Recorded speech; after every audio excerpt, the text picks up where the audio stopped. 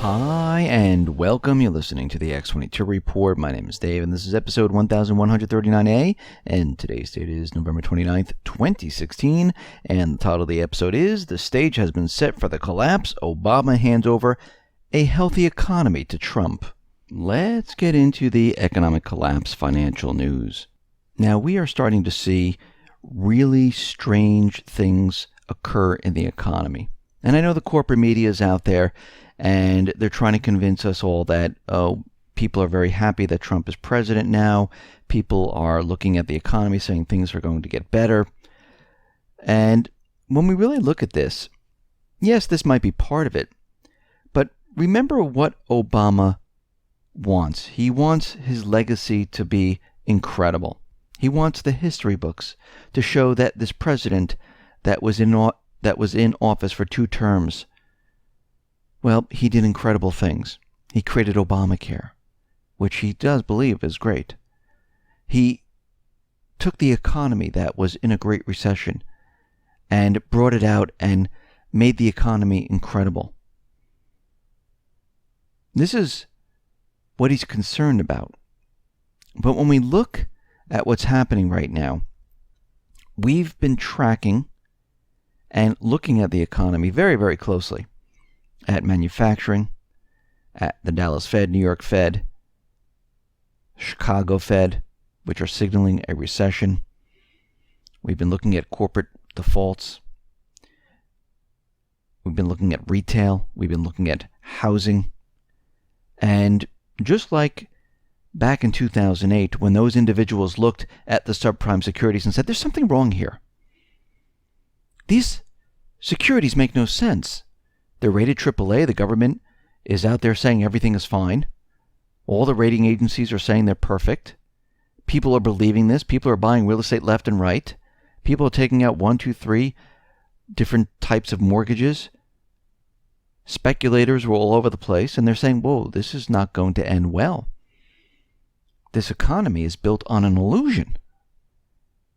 Well, this economy right now is built on the same illusion.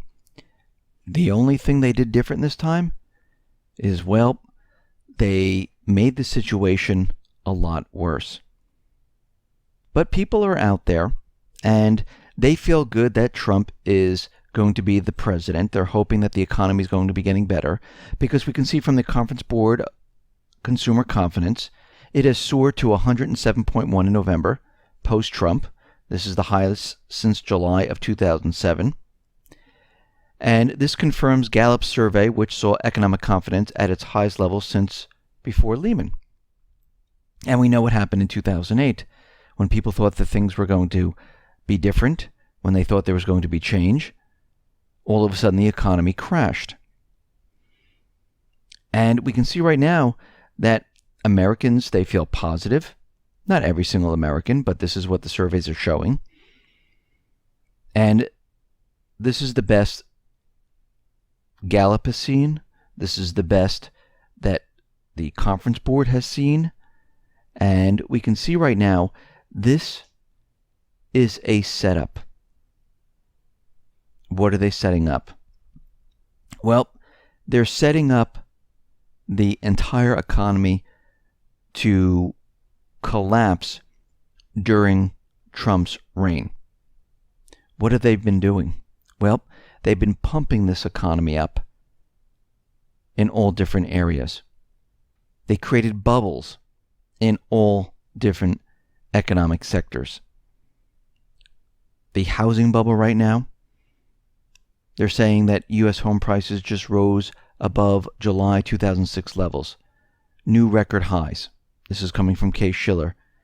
And you have to remember, this information that they're telling us about now was from September. Things have changed. Mortgage rates have inched up. Mortgage apps have declined. Refinancing has declined. But you have to remember, Case Shiller only looks at certain cities around the country.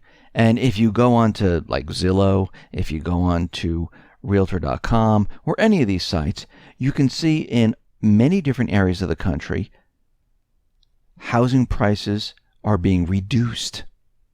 People can't sell their houses. Houses are on the market longer and longer, but they don't want you to know about this. Just like in 2008, subprime securities were fantastic. Bernanke said it's impossible for housing to drop in price. We've never seen anything like this, and why would I even think about that? But this is all about Obama. He's leaving the White House. He wants his legacy to show that he completely repaired the country. He took us out of the Great Recession, and he created a strong economy. The only problem is that he's never had a quarter where GDP was above 3%. He got close right before the election. They were able to bring it up to 2.9%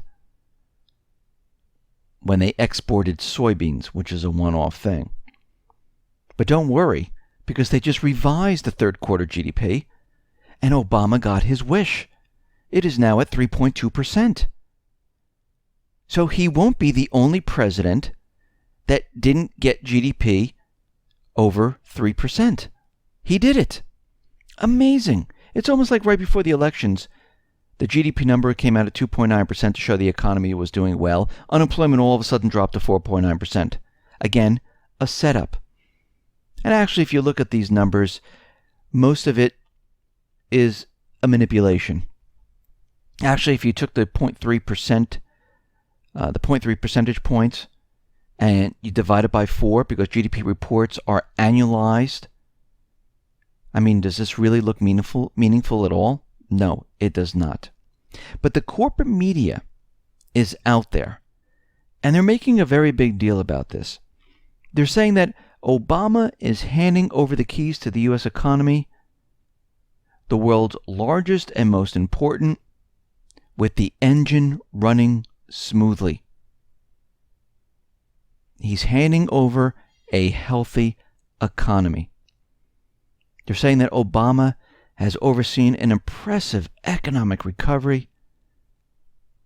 And they went back in time saying when he took office back in October of 2009, unemployment was at 10%. He brought it all the way down to 4.9%. And we can see right now that job growth has been growing for 73 straight months. And what they're saying is once he hands this over to Trump, and Trump is in the driver's seat, will he be able to keep the engine purring? Or will he drive the economy into a ditch? They're setting this up for a major, major collapse. Now, while all this is going on, and the everyday American is out there feeling good about the future, Donald Trump is going to be the president, consumer confidence is showing that people feel very positive about this. The elite, on the other hand, are feverishly constructing luxury bunkers at a pace unlike anything we've ever seen before. WND published an article that discussed the fact that wealthy people are quietly moving away from major cities all over the globe because of concerns about security. Just a few weeks ago, a Hollywood Reporter article entitled "Panic, Anxiety, Spark Rush to Build Luxury Bunkers for LA's Super Rich." This is very interesting. Now, they went on to say that given the increased frequency of terrorists and mass shootings and underlying sense of havoc fed by divisive election politics, it's no surprise that home security is going over the top and hitting luxurious new heights. And what is happening right now is that these individuals, well, they are rushing to build these bunkers. And this year, the number of individuals who are looking to build these has increased by 700% this year compared to 2015. And overall sales have risen to 150%. Now the question is, do the elite know something the rest of us do not?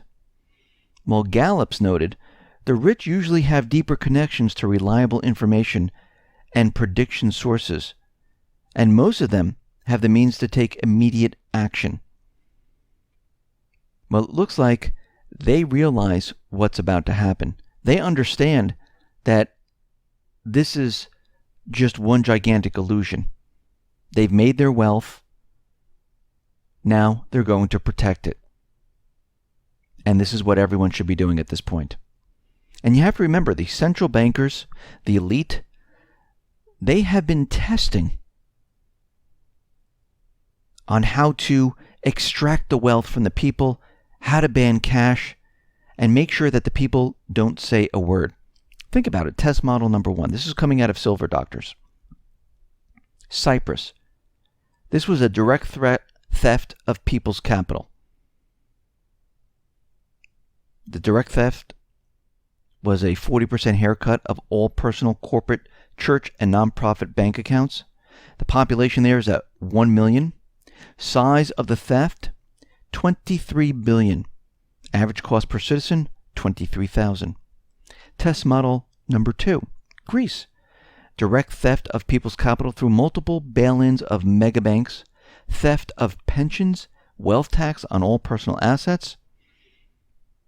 And we see right now the population there is 11 million. Capital stolen, 300 billion. Average cost per citizen, 27,000. Test model 3. India. Direct demonetization of the rupee within a 4-hour window, thus stealing the savings of 1.1 billion of the poorest people on earth. The population of India is 1.3 billion.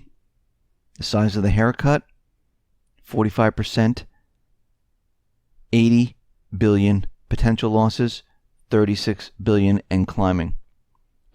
Notice the size of each country's population. Greek population 10 times that of Cyprus.